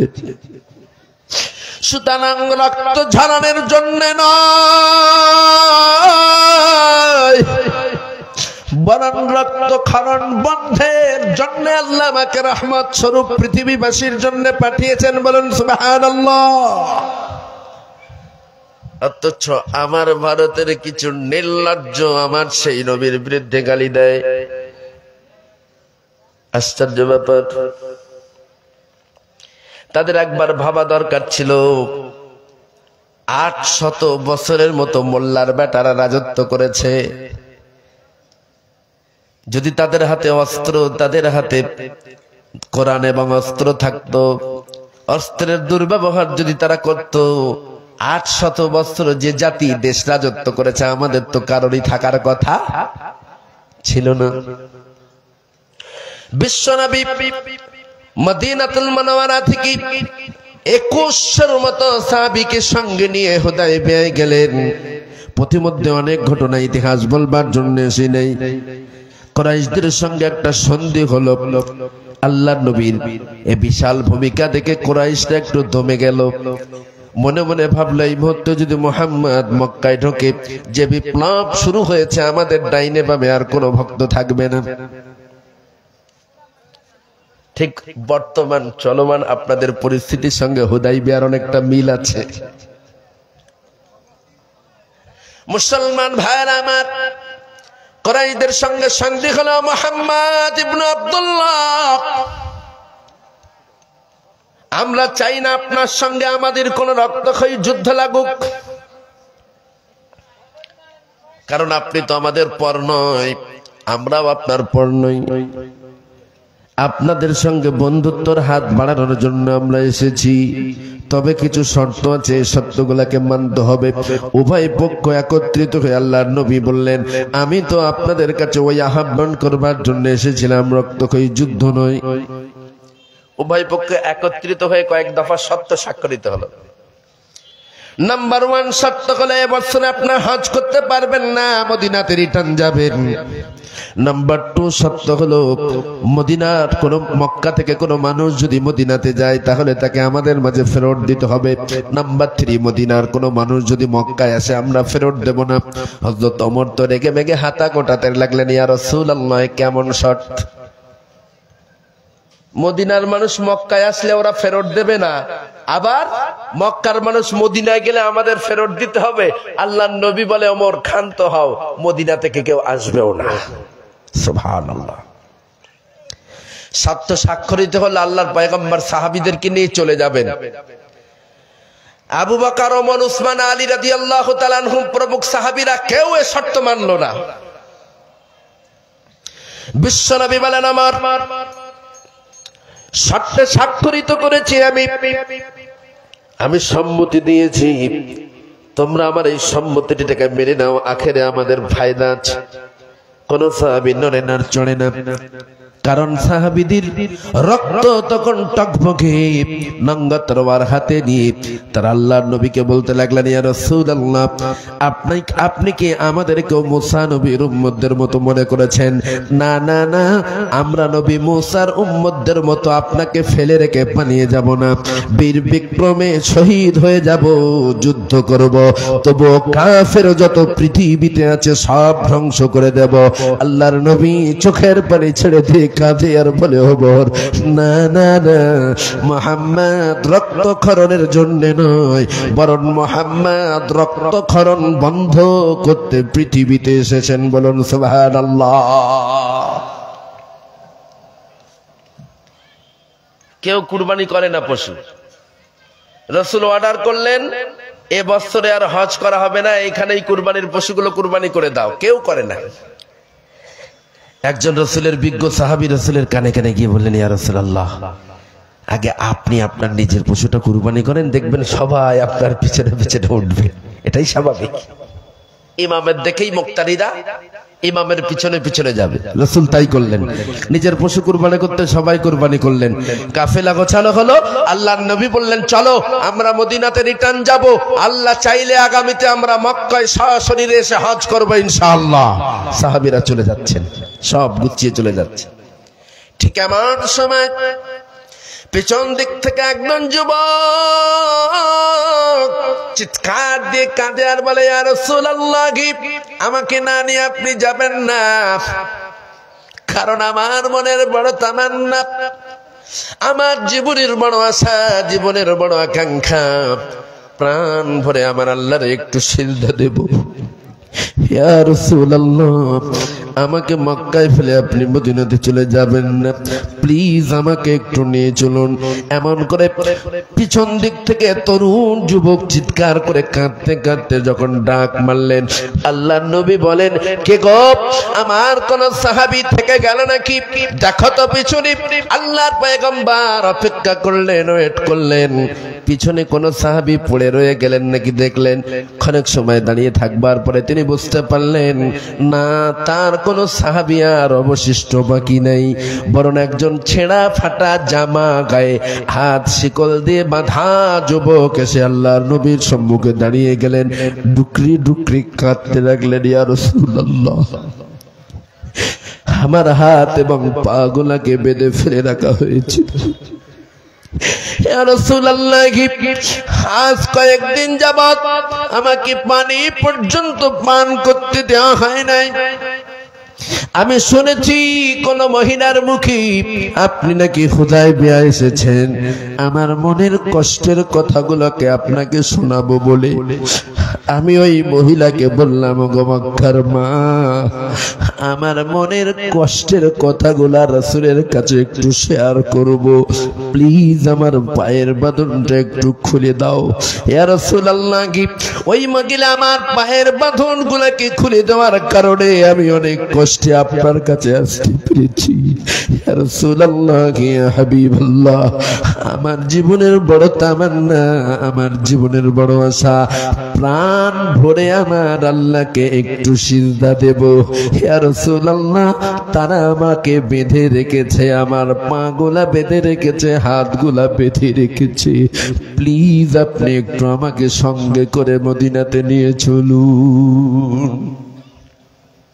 মুসলমান ভাইরা আমার, আল্লাহর পয়গম্বর ওই যুবককে লক্ষ্য করে বলতে লাগলেন, কে রে যুবক, কি তোমার নাম, কোথায় তোমার বাড়ি, কি তোমার পরিচয়? যুবক ডুকরে ডুকরে কাঁদে আর বলে, ইয়া রাসূলুল্লাহ, আমার নাম আবু জান্দাল। তোমার এই পরিস্থিতি কেন, কি অন্যায়, কি অপরাধ তুমি করেছো? বিশ্বনবী বলে, ইয়া রাসূলুল্লাহ, আল্লাহ সাক্ষী, আমি কোন অন্যায় করি নাই, আমি কাউকে মারি নাই, চুরি করি নাই, ডাকাতি করি নাই, জেনা ব্যভিচার করি নাই, কারো প্রতি জুলুম করি নাই। আমার অন্যায় একটাই, আমি আপনার আল্লাহকে আল্লাহ বলে মেনে নিয়েছি, আমি আপনাকে নবী বলে মেনে নিয়েছি। এই অপরাধী তারা আমার হাত গুলাকে শক্ত করে বেঁধেছে, তারা আমার পা গুলাকে শক্ত করে বেঁধেছে। ইয়া রাসূলুল্লাহ, এছাড়া আর অন্য কোনো অন্যায় আমার নাই, প্লিজ আমাকে একটু সঙ্গে করে নিয়ে চলুন। হে মুসলিম নওজওয়ান, আল্লাহর পয়গম্বর ওই সময় আবু জান্দালকে ডেকে বললেন, ও আবু জান্দাল, তোমার উপরে এত জুলুম অত্যাচার হয়, তোমার কি বাবা নাই? বললেন, ইয়া রাসূলুল্লাহ, ওই যে পাশে দাঁড়িয়ে আছে ওটাই আমার বাবা। এমন একজন ব্যক্তিকে দাঁড়িয়ে দেখালেন যে ব্যক্তি খোদ রাসূলের কাছে সন্ধি স্বাক্ষর করবার জন্য এসেছিলেন, নাম তার আবু সোহাইল। তোমাকে এমন করে মারে, তোমার বাবা কিছু বলে না? ইয়া রাসূলুল্লাহ, আমার বাবার নেতৃত্বেই তো আমার উপরে এমন স্টিম রোলার চলে। বাবা কি বলবে, বরং তার আঙুল হেলো নেই তো আমার উপরে এত অত্যাচার, এত জুলুম চলে। হযরত আবু জান্দাল ডুকরে ডুকরে কাঁদছে। আল্লাহর নবী বলে, আবু জান্দাল, আমি তোমাকে সঙ্গে করে নিয়ে যেতে পারবো না। বিশ্ব নবীর যদি অনেক কষ্ট লাগছে, তারপরেও যেহেতু শর্ত স্বাক্ষরিত হয়ে গেছে, সন্ধি হয়ে গেছে, মক্কার কোন মানুষ মদিনাতে গেলে আপনি তাকে নিতে পারবেন না। রাসূল যদি সন্ধি করে সেটাকে যদি ভঙ্গ করেন, শর্ত যদি না মানেন, আজীবন রাসূলের উম্মতেরাও সেম কাজ করবে, কথা দেবে, ওয়াদা ভঙ্গ করবে। কাজেই বিশ্ব নবী বললেন, আবু জান্দাল, আমি তোমাকে সঙ্গে করে নিয়ে যেতে পারবো না। হযরত আবু জান্দাল এরপর ডুকরে ডুকরে কাঁদে আর বলে, ইয়া রাসূলুল্লাহ, অত্যন্ত তৃষ্ণায় আমি ওদের কাছে পানি চেয়েছি, ওরা আমাকে বিনিময় চাবুক দিয়েছে, অটোমেটিক্যালি চাবুক পেটা করেছে। ইয়া রাসূলুল্লাহ, ইয়া হাবিবাল্লাহ, খোদার তাড়নায় আমি আর যখন নিজেকে কন্ট্রোল করতে না পেরেছি, আমি ওদের কাছে একটু খানা চেয়েছি, বিনিময় ওরা আমাকে কয়লার খাংরা আগুন দিয়েছি। ইয়া রাসূলুল্লাহ, উত্তপ্ত মরুর উপরে জ্বলন্ত কয়লার লাল অঙ্গার গুলো বিছিয়ে দিয়েছে, আমার হাত এবং পা গুলোকে শক্ত শিকল দিয়ে বেঁধেছে, অতঃপর ওই জ্বলন্ত অঙ্গারের উপরই আমাকে চিৎ করে শুইয়ে দিয়েছে। ইয়া রাসূলুল্লাহ, আমার পিঠের গোশত, চামড়া, হাড়, হাড্ডি আর কিছুই অবশিষ্ট নাই, সব আগুনে খেয়ে ফেলেছে। ইয়া রাসূলুল্লাহ, আমার হাতগুলাটাও বাঁধা আছে, আমি আমার জামাটা উঁচু করে আপনাকে দেখাতে পারবো না। আপনি আপনার সাহাবীদেরকে বলুন, তারা একটু আমার জামাটা উঁচু করুক, আপনি একটু উঁচু করে দেখুন। না না না, আমার পিছনে আর কোনো চামড়া নাই, গোশত নাই, চর্বি নাই, কেবলমাত্র হাড়গুলা কয়লা হয়ে গেছে। মুসলমান ভাইরা আমার, বিশ্বনবী হযরত ওমরকে ডেকে বললেন, ওমর রে, আমার আবু জান্দালের জুব্বাটা একটু উঁচু করো, আমি দেখতে চাই আমার আবু জান্দালের ঈমান কতটা দামি। মুসলমান ভাইরা, হযরত ওমরের মতো সাহসী যুবক আস্তে আস্তে যখন আবু জান্দালের জামাটা উঁচু করলো, হযরত ওমর আল্লাহু আকবার বলে জমিনের উপরে লুটিয়ে পড়েছে। বিশ্বনবী দৃশ্যটা দেখে ওমরকে বলে, ওমর, মানুষ মানুষ এত নিষ্ঠুর হতে পারে এটা আমার জানা ছিল না। ও মুসলমান ভাইরা, ইতিহাসে পড়েছি এগুলা, আর বর্তমানে বাংলাদেশের কিছু চলমান ইতিহাসগুলো মিলিয়ে দেখেছি সে যুগের আবু জেহেল আবু লাহাবদের ইতিহাস আর বর্তমান যুগের দেশের নেতা লিডারদের চলমান ইতিহাসের মধ্যে কোনো পার্থক্য নেই। তাহলে এদের কোন পাল্লায় রাখবেন? হলে কোরআনের রাজের পক্ষে থাকতে হবে, নাহলে আবু জেহেলে ফিরে যেতে হবে। কোন দিকে যাবেন? কষ্ট লাগছে আমার কথা শুনে? সমস্যা হচ্ছে? আমার ভাষা বুঝতে অসুবিধা হয়? কাঁটা তো স্ট্রেট হয়ে আবার বেঁকে গেছে, আর বিলম্ব করব না। না ভাই, ডোন্ট মাইন্ড, আমি 12টার পরে কথা বলি না। এতগুলা কথা বলবার পিছনে কারণ একটাই। কি কারণ? আমাদের তো ডাইনে বামে সম্মুখে পিছনে চতুর্দিকে মুসলমান। আমরা চাইলে যদি হালাল খাদ্য খাবো, হারামখোরের বাড়িতে যাব না। চেষ্টা করলে এক জায়গায় হারামখোর হলেও পাশেই আছে হালাল খাবে না, ঠিক কিনা? কিন্তু ওই পিরিয়ডে আবু জান্দালকে ছেড়ে বিশ্বনবী যখন চলে আসছেন, তখন আবু জান্দাল ডুকরে ডুকরে কাঁদছে আর বলছে, ইয়া রাসূলুল্লাহ, আমি নিশ্চিত আপনি যেহেতু জবান দিয়েছেন আমার মতো হতভাগা আপনার সঙ্গে মদিনাতে যেতে চান্স পাবে না, তবে ইয়া রাসূলুল্লাহ সম্ভবত আমি আমার জীবনের অন্তিম সময়ে পৌঁছে গেছি, হয়তো আর কিছু সময়ের পর আমার মওত হবে। ইয়া রাসূলুল্লাহ, আমি চেষ্টা করেছিলাম আপনার সঙ্গে যে শান্তিভাবে পরিপূর্ণভাবে মন খোলসা করে আমার আল্লাহকে সিজদা দিতে, সম্ভবত আর সুস্থ অবস্থায় আল্লাহকে সিজদা দেওয়া আমার নসিব হবে না। ইয়া রাসূলুল্লাহ, আমি বুঝতে পেরেছি আপনি যেহেতু কথা দিয়ে ফেলেছেন আপনার সঙ্গে আমি যেতে পারবো না, তবে আল্লাহর রাসূল দোয়া চাই মৃত্যুকে বরণ করে নিলেও যেন ঈমান না হাত ছাড়া করি। আল্লাহর নবী এই সময় আবু জান্দালকে বলে, আবু জান্দাল, আমি বিশ্ব নবী তোমাকে বলি শোনো, ও আবু জান্দাল, মৃত্যুর শেষ নিঃশ্বাস পর্যন্ত হারাম ভক্ষণ করতে পারবা না, আল্লাহর সঙ্গে কাউকে শরীক করতে পারবা না, মিথ্যা বলতে পারবা না, নামাজ ছাড়তে পারবা না, হালাল খাদ্য খাও, মিথ্যা পরহেজ করো, সময় মতো নামাজ পড়ো আবু জান্দাল, আল্লাহর সঙ্গে কাউকে শরীক করো না।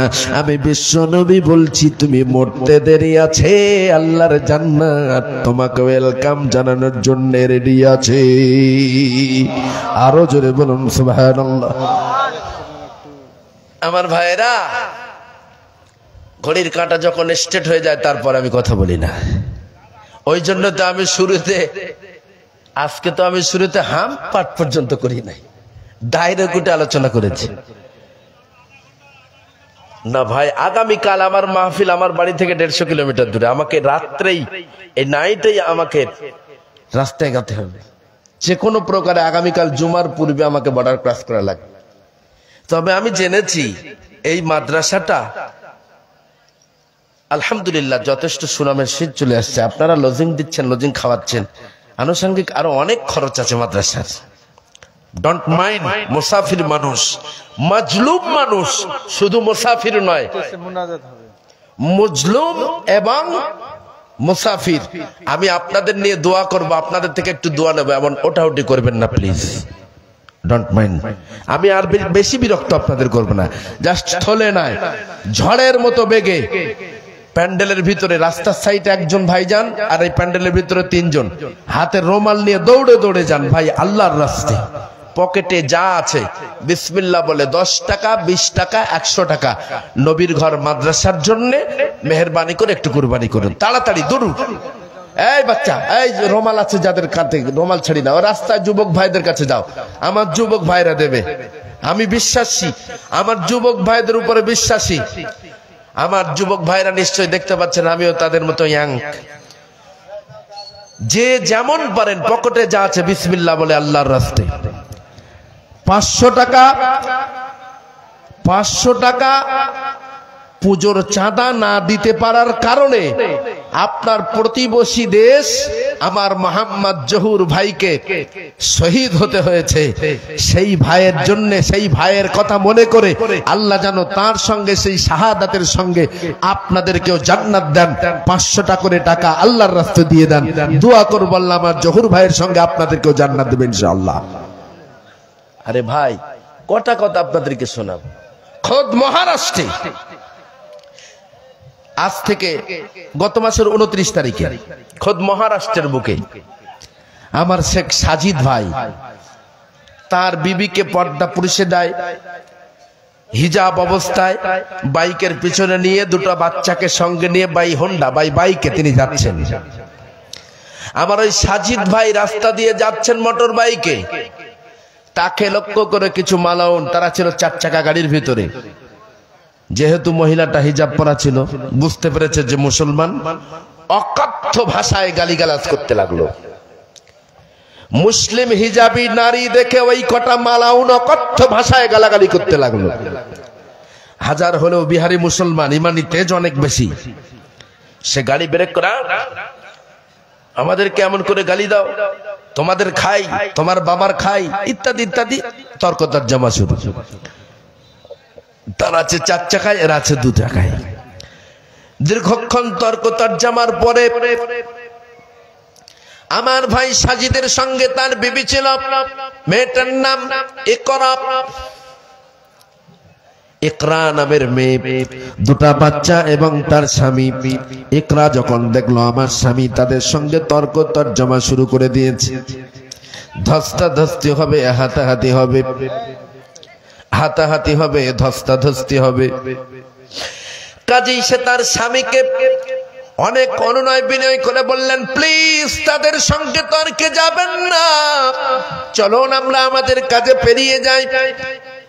স্বামীকে কোন ক্রমে ইকরা বুঝিয়ে তার স্বামীর স্টিয়ারিং ঘোরালো, তাদের পথে তারা যেতে লাগলো। ও মুসলমান ভাইরা, ওই মালাউনের দলেরা আমার ভাই সাজিদকে ফলাও করে 5 কিলোমিটার ধাওয়া করলো।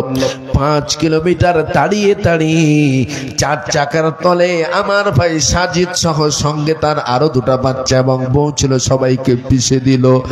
স্পটে ইকরা মারা গেল, তার মেয়েটা মারা গেল। আশেপাশের মানুষেরা দৌড়ে ছুটে তাদেরকে নিয়ে হসপিটালে গেল।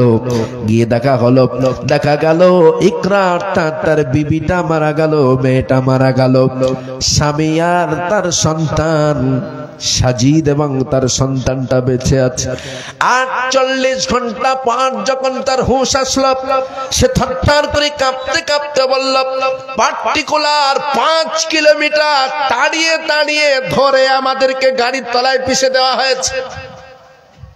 থানায় গেল এফআইআর করতে, থানা কোনো এফআইআর নেয় না। অনেক উচ্চ পদস্থ ব্যক্তিদেরকে ধরে যখন এফআইআর করা হলো, পুলিশ এরপরে নড়ে চড়ে বসলো, আসামি খুঁজতে লাগলো, আসামি ফেরার। সেই তুলনায় আপনার ভালো আছেন কিনা, সেই তুলনায় আপনার স্বাধীন আছেন কিনা? তারপরেও কেন আল্লাহর সঙ্গে এভাবে পরিরচনা করবেন, আল্লাহর সঙ্গে চিটিংবাজি করবেন, আল্লাহর সঙ্গে কেন ধোঁকাবাজি করবেন? সদা সর্বদা আল্লাহ রাব্বুল আলামিনের শুকরিয়া জ্ঞাপন করুন, না শুকরিয়া করবেন না। আর অবশ্যই অবশ্যই হালাল খাদ্য ভক্ষণ করুন। ও মুসলমান ভাইরা, আমি নিশ্চিত আপনি যতটা সহজে কোরআনের আইনকে বাস্তবায়ন করে চলতে পারবেন, আমি আবুল কালাম আজাদ আমার পক্ষে ততটা সহজ হবে না। আর আপনাদেরকে বিরক্ত করব না। অলরেডি 12টা বেজে 15 মিনিট। প্রতিষ্ঠাতা এবং প্রতিষ্ঠাতা উপদেষ্টা সহ কমিটি কিছু মারা গেছেন, নতুন কমিটি। আচ্ছা, মাশাআল্লাহ। এখনই আমরা দোয়া করব, আর বিলম্ব নয়। তবে দোয়ার পূর্বে যেহেতু আমরা তাহাজ্জুদের ওয়াক্তে মালিকের দরবারে গুনাহ মাফের আশা নিয়ে একটু ইস্তিগফার পাঠ করি। আউযু বিল্লাহি মিনাশ শাইতানির রাজীম। বিসমিল্লাহির রহমানির রহিম। আস্তাগফিরুল্লাহ রাব্বি মিন কুল্লি যামবিন ওয়া আতুবু ইলাইহি লা হাওলা ওয়ালা কুওয়াতা ইল্লা বিল্লাহিল আলিয়্যিল আযীম। আশহাদু আল্লা ইলাহা ইল্লাল্লাহু ওয়া আশহাদু আন্না মুহাম্মাদান আবদুহু ওয়া রাসূলুহু।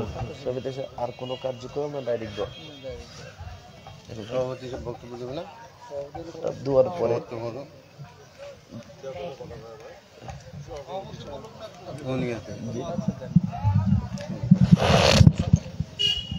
এত এর সঙ্গে জড়ানো আছে, ওইভাবে নিচে হয়ে বলা লাগবে। আচ্ছা, ওইভাবে। আসসালামু আলাইকুম ওয়া রাহমাতুল্লাহ। ধন্যবাদ সকলকে। আমাদের শওকত বিন ইনসান হাফেজিয়া একাডেমি আয়োজিত হাফেজ ছাত্রদের দস্তরবন্দি এবং